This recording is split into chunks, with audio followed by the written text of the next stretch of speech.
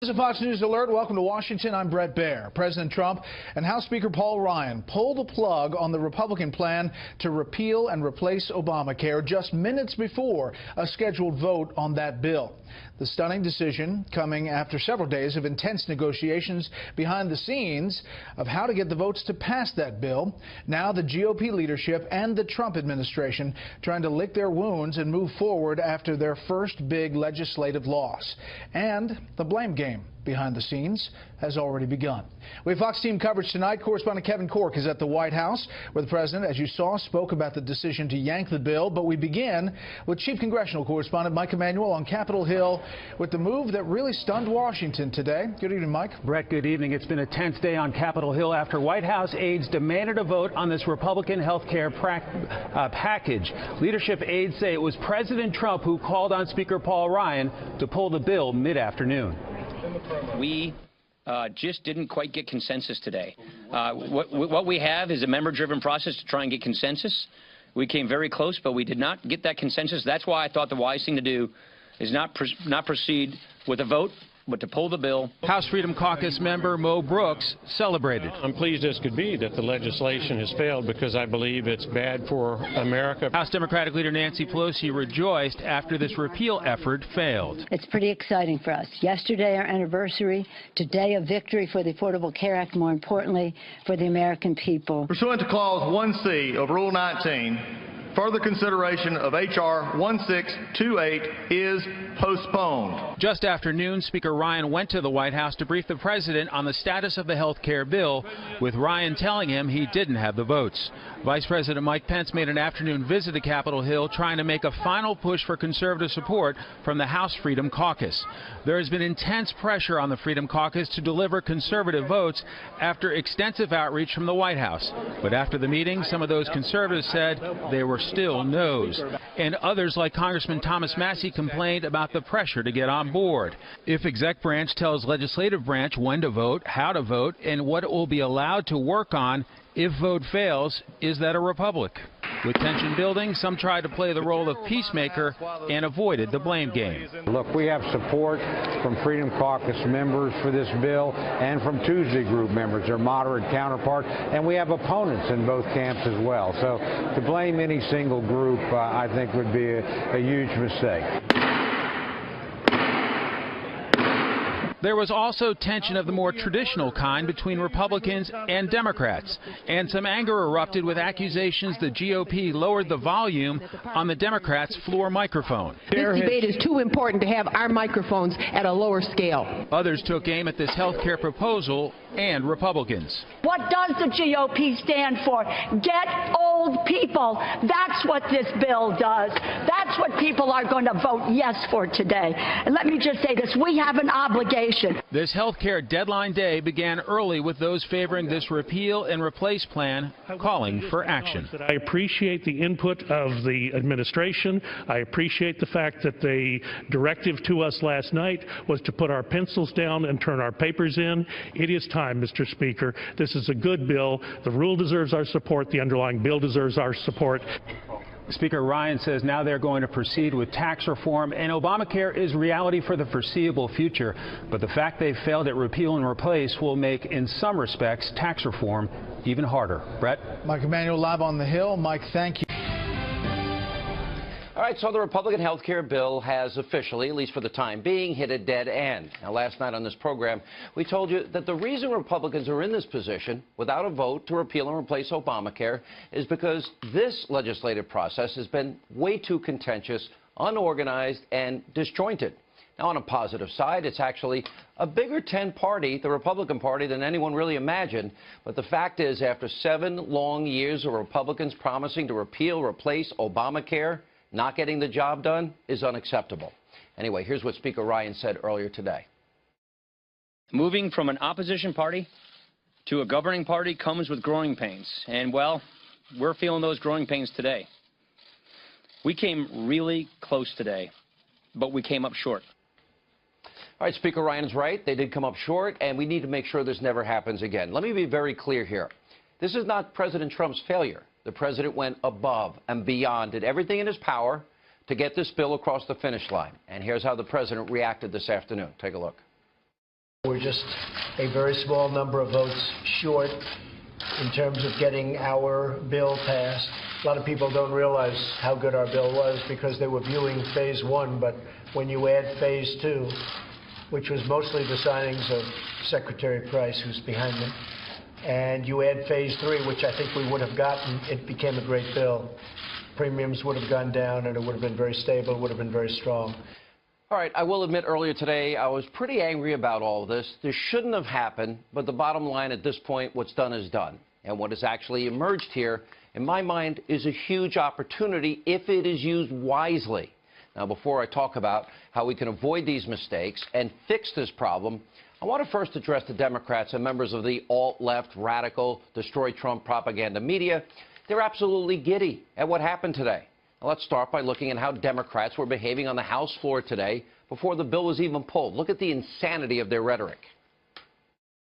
This is a bad joke on America.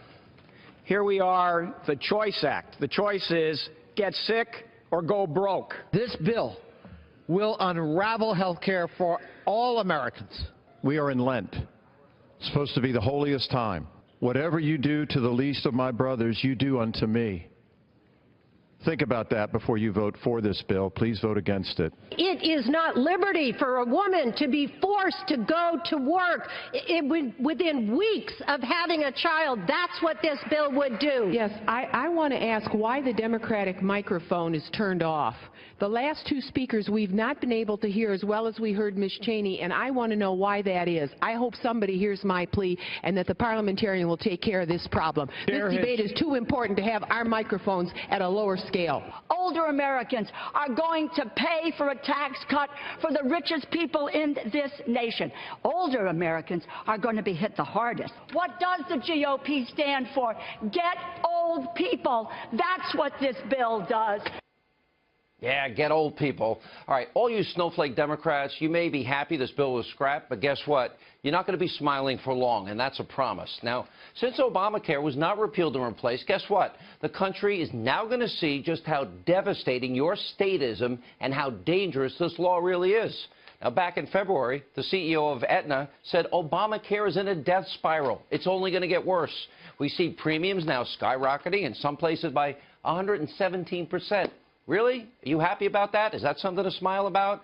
Are you really happy that over the last decade, in the Obama years, people's plans have gone up $5,400 on average? Democrats, you happy about that? Are you really happy? So many millions of Americans have lost their doctors. By the way, something President Obama and you promised would never happen. Are you really happy? No family saved, $2,500 per family per year. Another Obamacare lie and disappointment.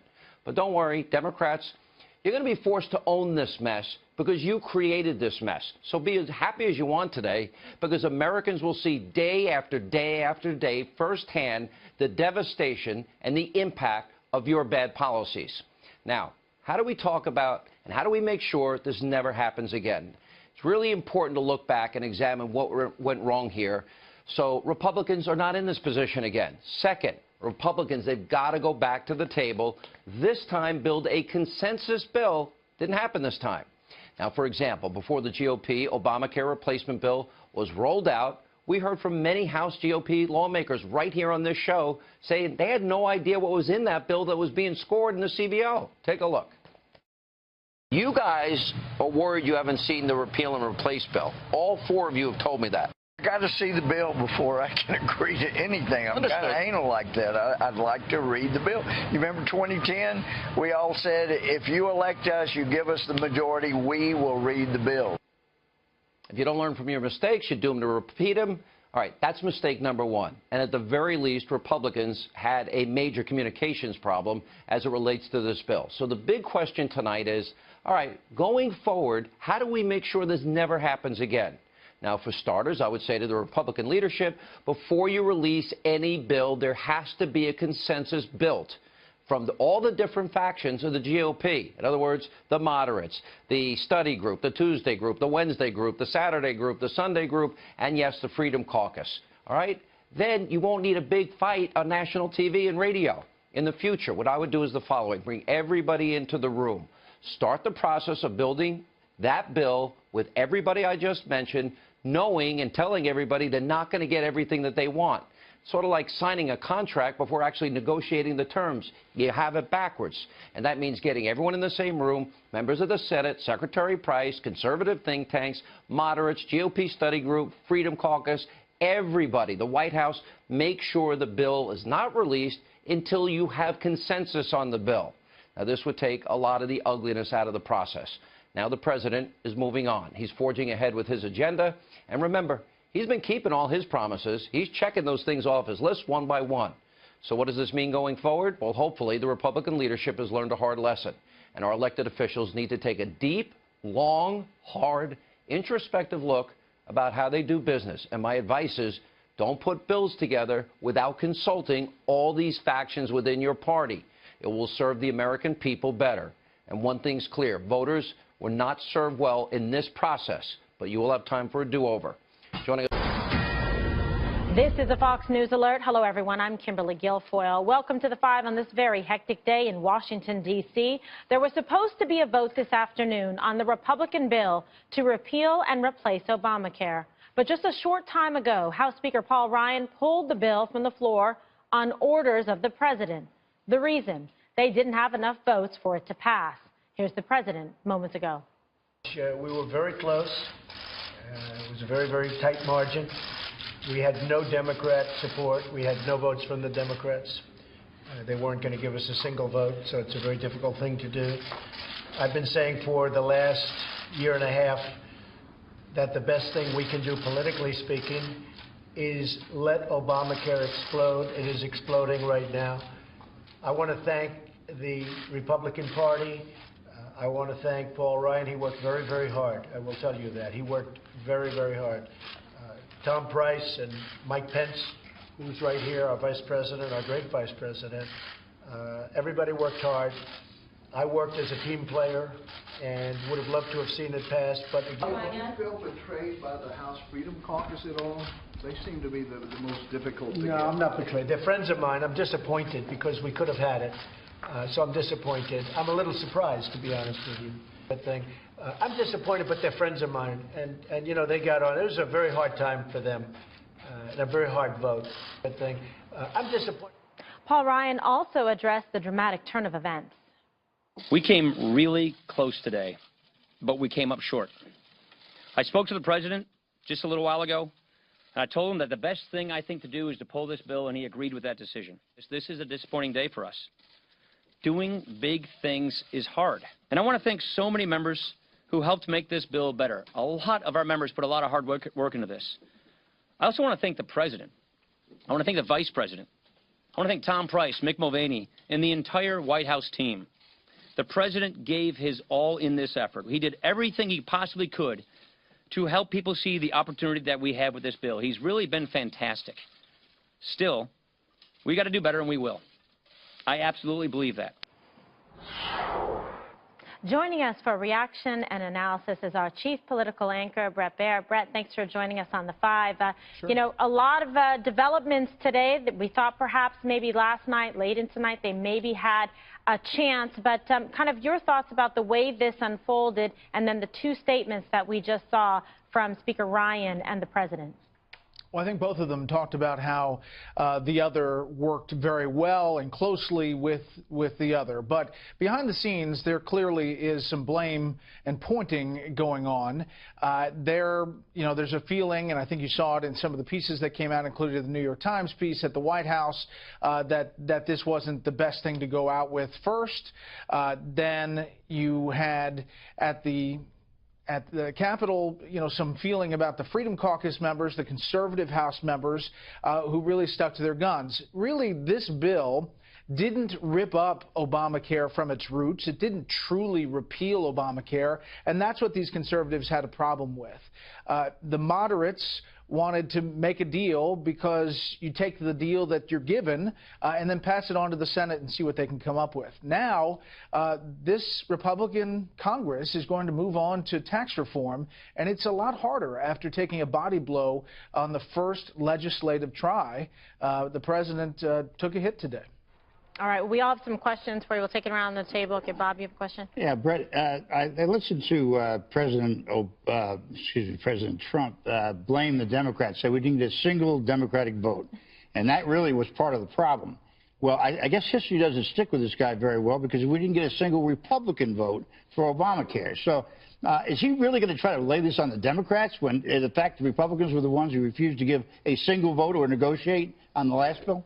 Well, I think one of the things you could say definitively is that it's not the best way to run a government, is to have no votes from the other side. You're right, there were no Republican votes, and no, there weren't expected to be any Democratic votes on this bill. But the president's mentioning that, I think, Bob, to get to the point that now Obamacare, he said, is owned by the Democrats. When it explodes, they'll come to us and we'll make one big, beautiful bill. I don't know if it's going to get to that point. There will be efforts, I think, on Capitol Hill to try to fix some of the problems before some of these states don't have any options. Right now, they only have one insurer. Some of them will have zero before long. Eric, you have a question? More of a comment, Brett. So we see now, who liked this bill? Let's put it this way. You point out the Freedom Caucus didn't like it, and they were clearly having problems getting that group to get behind it. But then moderates started to peel off as recently as this morning, one from New Jersey and another one as well. Quinnipiac had a poll out yesterday saying only 17% of Americans polled think this was a good plan going forward. There it is, 17 approved. 56% said no, the other 27% weren't sure. American Medical Association, Heritage Foundation, Cato didn't like it. Dems didn't like it. I mean, at some point, you got to hang it on someone. And I've been doing this for 3.5 weeks now, hanging it on leadership in the House. Aren't they the only ones really who did like this bill? Well, the president said he liked it. The vice president said he liked it. The White House said they liked it. They said it was the bill, the chance that Republicans had to do it. They don't get a vote, Brett. They don't get a vote. They have influence, clearly. They needed to bring that. And Paul Ryan told the president, I have one that I can bring to you that you can go sell, and he didn't have it. Sure, he did not have the votes, and he said that the president tried mightily to try to get many members to come over to the yes side, to make no's into yes. Remember, he was in the Oval Office with members of the Freedom Caucus and the Republican Study Conference, where he said all these people here, they were all no's, and now they're yeses. So he was invested in getting to yes, the president was. And remember that this is a presidential leadership issue. When you lay out your agenda, yes, it was the House of Representatives and Paul Ryan who had the strategy of doing it this way. But when you can't tell the elevator story of what's good about this bill to somebody in middle America, you've lost, and that's why you see 17% in that poll. They had to explain that there were 3 phases, that the good stuff about market competition happened in phase 3. It just wasn't easy to sell. Okay, Dana has a question for you, Brett.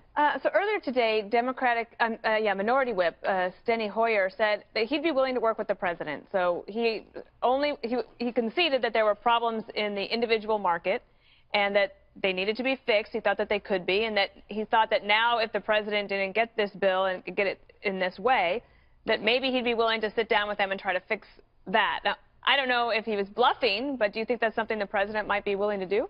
Well, I think that he's signaling that now, and that I don't know how long they're going to wait, but clearly there are real problems with Obamacare in many different parts of the country, and they're going to have to play now on that framework, because it's clear that Republicans are not going to be able to get enough votes to repeal it from its roots. So they're going to have to fix it with Democratic help. There's no Democrat who is going to vote to rip up the Obamacare structure, and I think the president's going to reach out and try to get Democrats. I talked to Chuck Schumer in an interview recently, and he said once the repeal effort is over, we're going to come forward with some ideas about how to fix Obamacare as it stands now. All right, Greg, you have a question. Yes, I do, Kimberly. Thank you.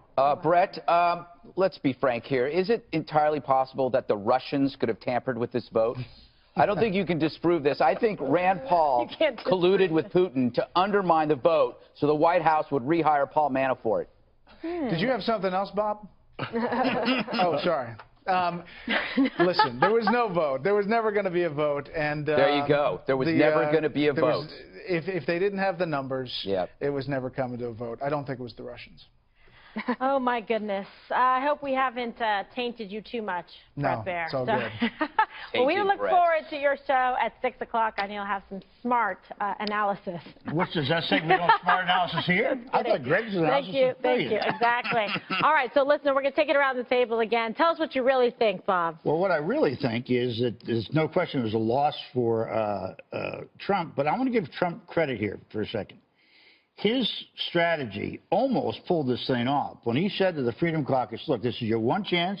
I'm not going to sit around. What the Freedom Caucus, I assume, thought was going to happen. The bill was going to be pulled back. They were going to negotiate stuff they would like, and then they'd bring the bill back out. Trump said, no, let's vote on this thing up or down, or get out, and you don't have a chance to get rid of Obamacare. I think that moves some votes.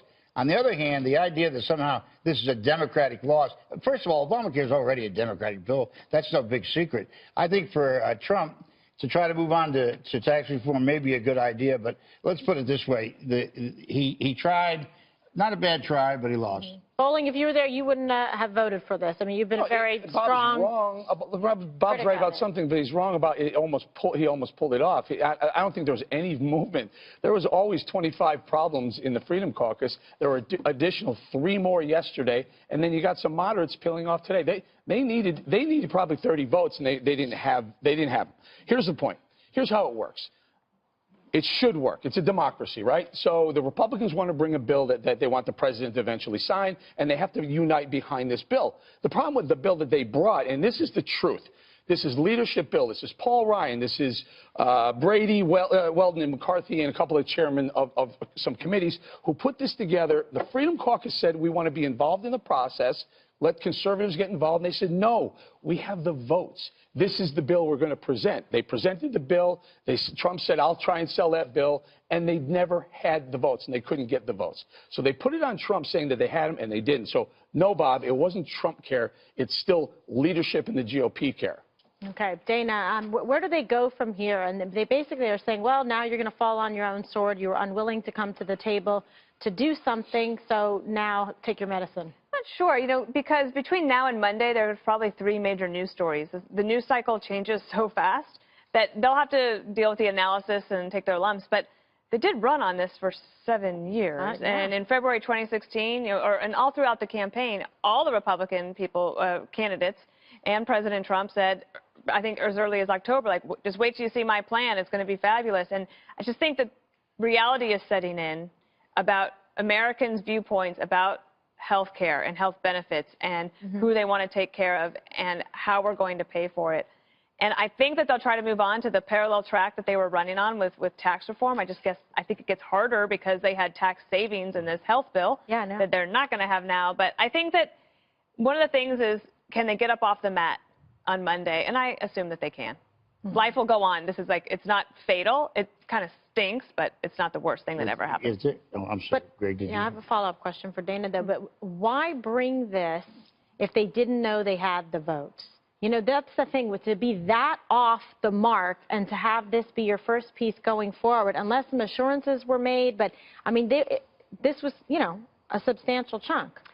Well, I don't know all of their strategy, and I guess that we'll probably read a lot about that this weekend. I think that one thing that I liked about President Trump's approach this morning was he said, I'm calling for the vote. And I thought that was good. Right? I thought so too. He's not risk averse. He's like, let's just let the chips fall where they may. But I think politically he understood and was persuaded that if they forced the vote, that then it didn't matter. The right or the left was going to come after all of those members, and for what? It wouldn't have advanced anywhere. Another thing would be to see, okay, Freedom Caucus and Rand Paul and others, do you have something that the other members of the House, and then, of course, then in the Senate, that they could rally around? And maybe they have that, and it'll be, well, it's not urgent that they pass it. The president will be president for at least 4 years. It kind of stinks that the first one out of the gate was not successful for them, but I think they'll have many successes going forward. With having these majorities, this is the big opportunity to be able to get this put forward. I mean, it was such a big piece of the campaign, and repeal and replace Obamacare, and then to, I mean, it's just disappointing, I guess. Well, I mean, this is supposed to be Donald Trump's wheelhouse. He's a salesman. He could talk a fat kid off a fudgesicle. But here's the difference. It's not his fault, because he's used to dealing with people in deals with financial incentives. Doesn't matter what you believe. There's no ideology. When you sit down and you're making a deal over a piece of property or you're selling a car, you don't care what they believe. Because you have skin in the game. Yeah, and the skin is only financial.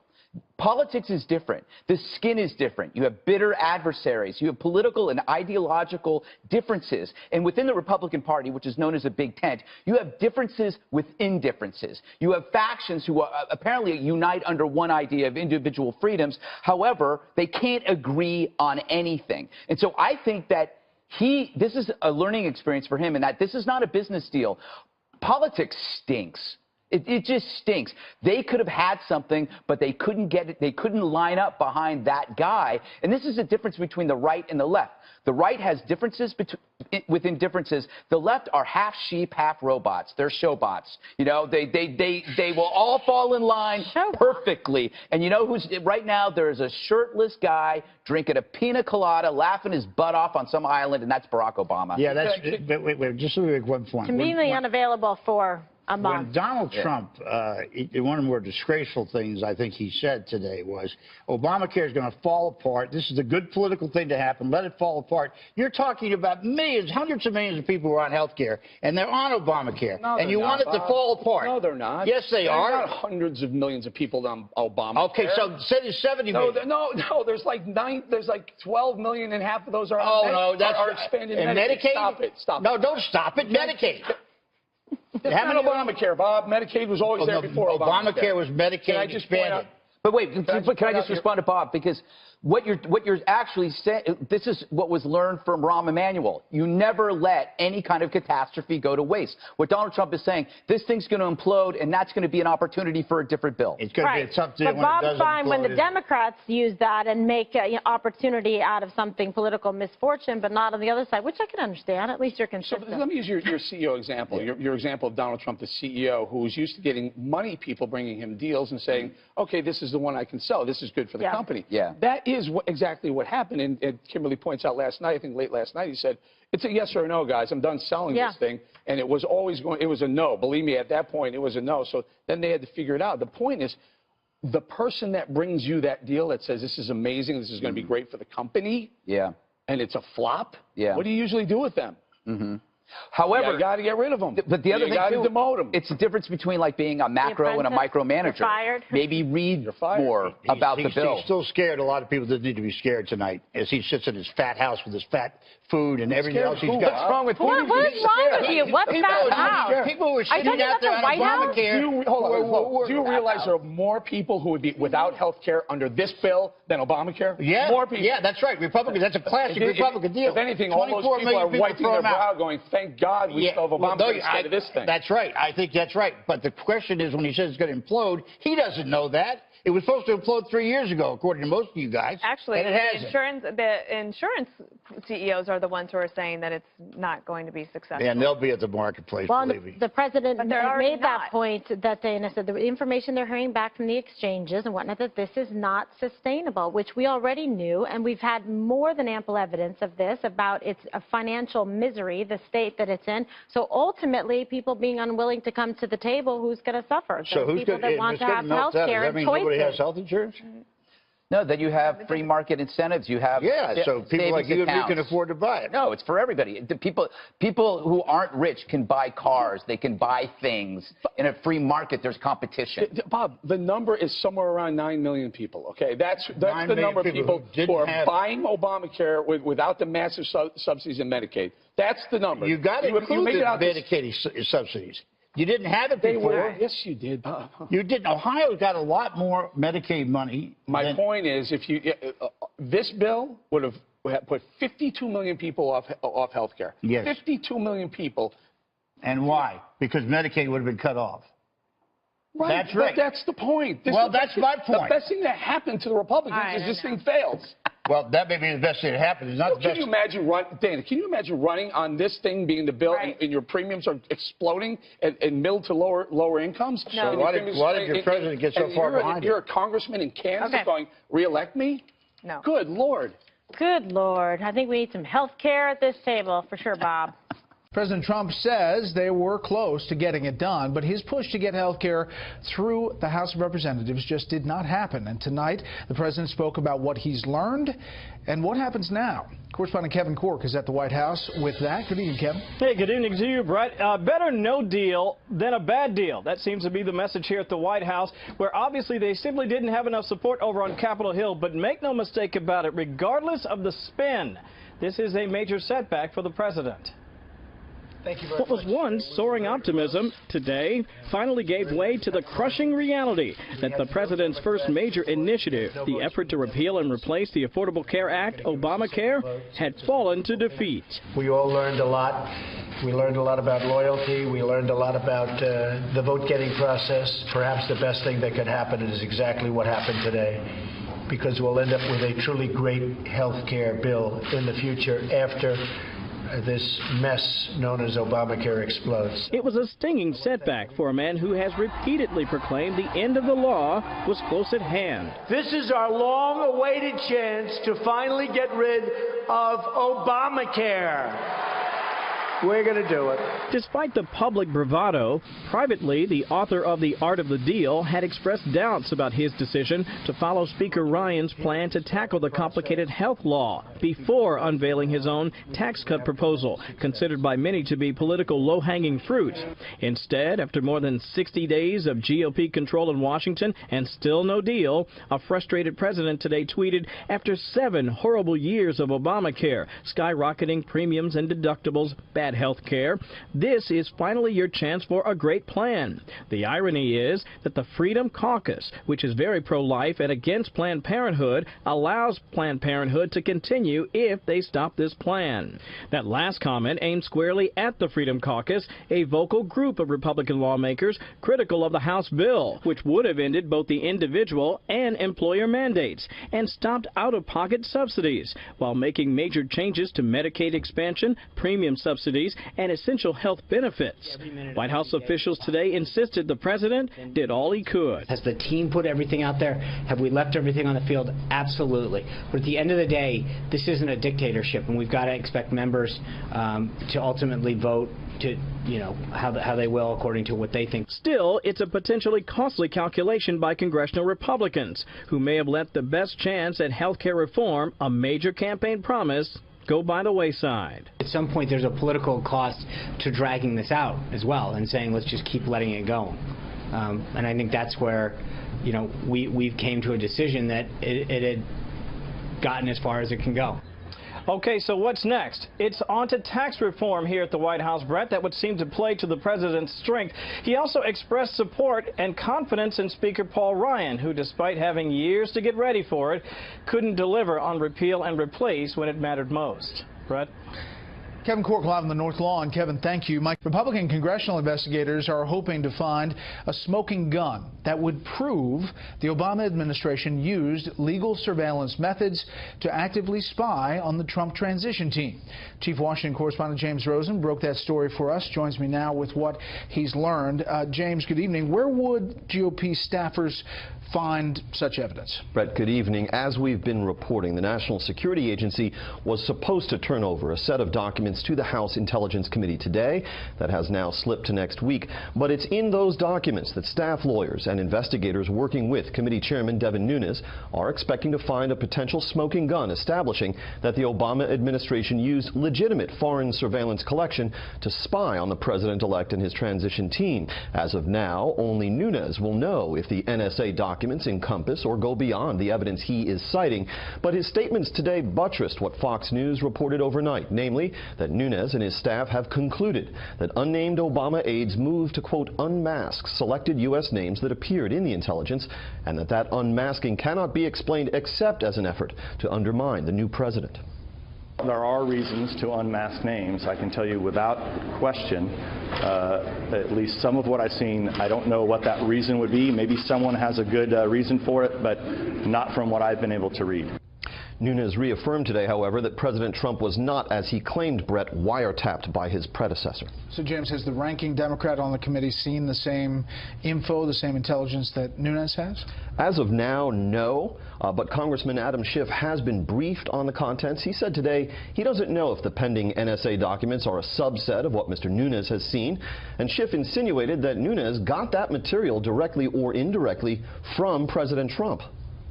In an effort to further justify the unjustifiable, he is now interfering in this investigation.